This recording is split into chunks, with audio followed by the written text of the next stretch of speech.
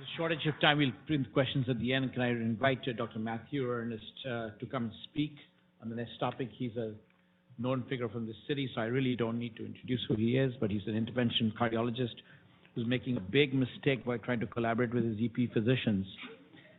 And he's going to talk about why should an LAA exclusion program be combined with the EP interventional effort. Why not?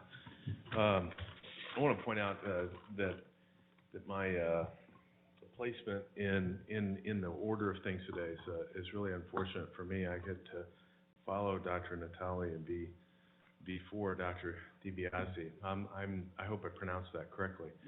My talk does not contain any new scientific information, and it's very short. So hopefully that will make it the most popular one of the day. So my disclosure: I'm a consultant with St. Jude and proctor on center heart procedures. So I was asked, do you think it's a good idea to team up with an electrophysiologist and an interventionalist for this kind of program?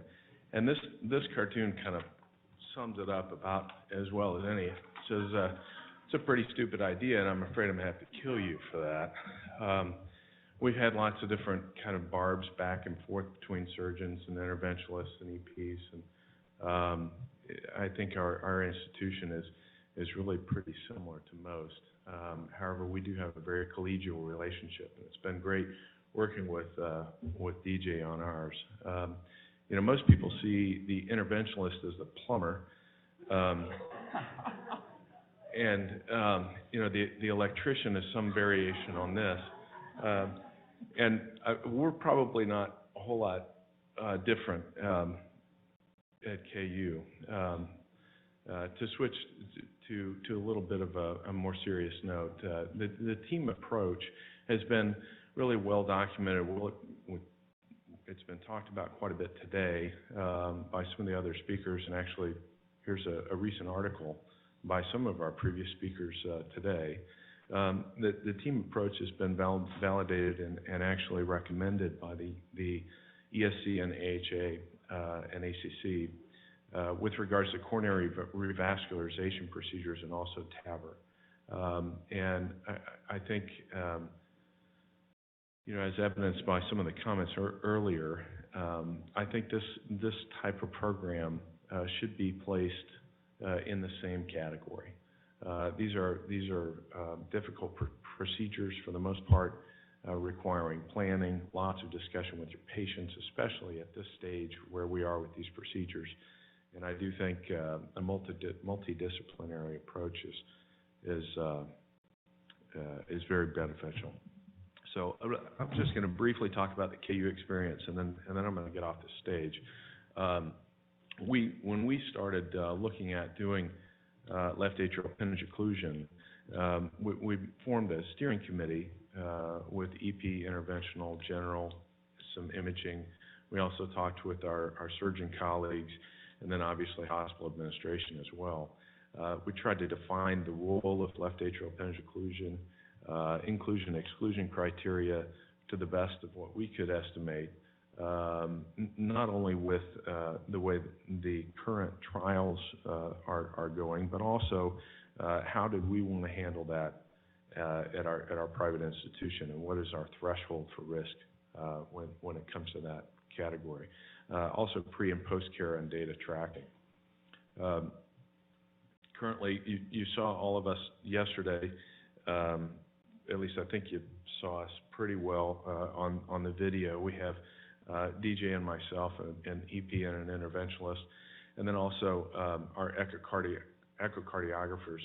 Dr. Nath was with us yesterday, and then after some discussion and arm twisting, etc., some participation and support from our surgeons.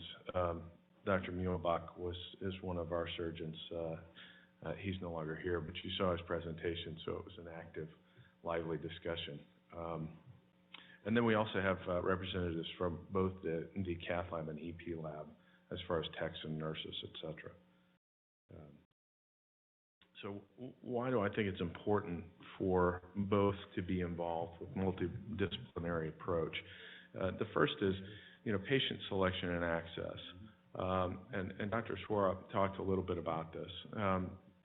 There's a bias in where do these patients come from. With our practice, DJ, because he gets sent AFib patients. Myself, as an interventionalist, I'm not getting consult or special referrals for AFib. And personally, I think that's a good thing for me and the patient. But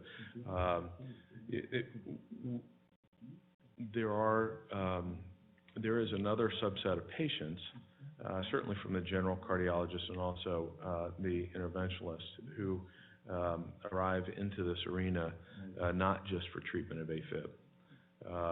So I think casting a wider net is always beneficial.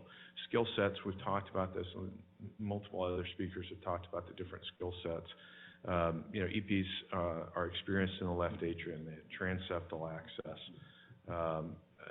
pericardial work with epicardial ablation, et cetera. Interventionalists, wire skills, structural heart disease, pericardial access with regards to pericardiocentesis. It is a little bit different when the space is 3 centimeters versus 1 millimeter or less, but nonetheless, most of us are pretty comfortable in that space. And then it also often helps just to have an extra set of experience and trusted hands and eyes.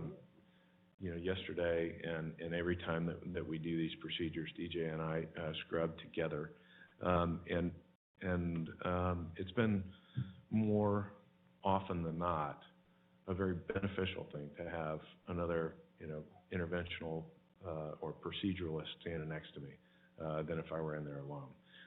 The one word that I'll say in addition is that the echocardiographer, and I'm echoing lots of other people's statements, the echocardiographer is a vital part of this. If we could only eliminate the 3D function on the echo machine during these procedures, I think that would be wonderful. So how do we do it? We alternate primary and secondary operations. We spend a pretty short time attempting access, snare, and closure. For those of you interventionalists who are in the chronic total occlusion arena, double scrubbing is not a foreign concept. Not spending too much time at one approach is not a foreign concept. This is a very similar type of deal. Switching roles to prevent frustration, and then debriefing after each case. DJ and I talk about all these cases. What could we have done differently? How did it work well this time? How can we make it work better next time, et cetera. So the pros, I do think when you have two operators, it makes for a faster procedure. You get support from a colleague during the case, uses strengths of the individual to maximum benefit.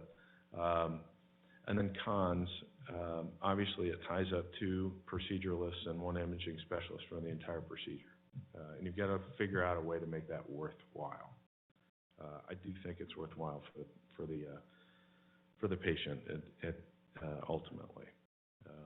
So this is my last thought. Buddies are really priceless. And since I have the microphone, I'll tell you that I'm the one on top there. So, DJ, he's not invited next year. He's not part of the program. No. Actually, just stay there. Okay. Actually, it was a very beautiful lecture, and it's probably a very important part. And I was making fun of you when I said you shouldn't work together. A couple of comments I want to make about, of course, we're working for these an EP and interventionists because interventionist has certain skills and he has certain different skills, right? Absolutely. And if you combine the skills together, it actually is very good. For example, Dr. Natali doesn't know which side of the echo probe to look at, but he can do a transeptal blindly. I'm just kidding, but I'm just saying that there are different skill sets which are complementary, right? That's right. Now, something about echo that you mentioned, and I was a little shocked that you said that 3D you don't like. The role of 3D echo is not always the 3D images. It's the advantage that you can get with multiple planes at the same view. For example, if you get a 0-degree angle of it, you're cutting the appendage 0 degrees, if you use the X-plane function, you straight away get 90 degrees off that. So with one stroke, you can get two views simultaneously. So what we do is that we do 4 views with just 2 movements. We do 0 and get 90 together, then we do 45 and you get 135. So that's it. The third thing is that you have an advantage of seeing the end face, means you can see the ostium directly. And this is especially not true for a ligation device, but true for an atrial appendage like a Watchman or ACP, where you want to see whether the device is straight on or is tilted. And you can only see that with the end face view. So there is some roles of 3D imaging in addition to what you were trying to say. It doesn't come in the way. I completely agree with you, and my comments were somewhat tongue-in-cheek. No, I know that. I just say that. Yeah. Finally, you said a very nice point that 3 people are tied up now. And this is important. Realistically, in a hospital where the payments are limited and when Obamacare is going to start when you'll be paid nothing, so there, how are you going to have 3 people do a procedure, right? That's true. And what we've done is actually we've had the cardiac anesthesiologist been involved. So what happens in most of our cases need general anesthesia, and many of our cardiac anesthesiologists are very comfortable doing TEs. So they actually do the entire procedure itself, and the echo guy just comes maybe at the beginning of the procedure, at the end, just to confirm. So that's how we help the echo people, not to be there for the entire case. You know, in our experience, I think that's an excellent option. In our experience, when we started talking about doing these procedures, the general and imaging cardiologists were a very active part and expressed their interest. And how do I say this diplomatically? I think it's good. They will be interested, and rightfully so. That's true, but I think I think there's Dr. Nath, Dr. Farrell, Dr. Freeman are the 3 that have been really involved in us. We really enjoy having them there, but we could very easily have our cardiac anesthesiologist do the TEE, and as a practice, as a hospital, that would probably make a whole lot more sense monetarily. The unfortunate thing is that if that's going to happen, then we're going to have to go to those guys and say, you know what, we don't need you anymore. No, that's not true. It's not that we don't need it. I just example in Cedars, we have a very large structural program. We've done over 500 TAVIs. We do 160 mitral clips and atrial appendages. If we had them tied up in the room, they'd kill us. Right. So when you have a very large structural program, and that's going to happen in every hospital, they won't be able to be there for every case for you. So you have to make sure that at time you're protecting their time. So what they do is they come in just in certain time periods of the case. You're not excluding them, but just making it easier for them. Right. I think we're saying the same thing. Yeah. So, okay. Well, thank you very much. Yes, Dr. Tony, you want to comment? Please.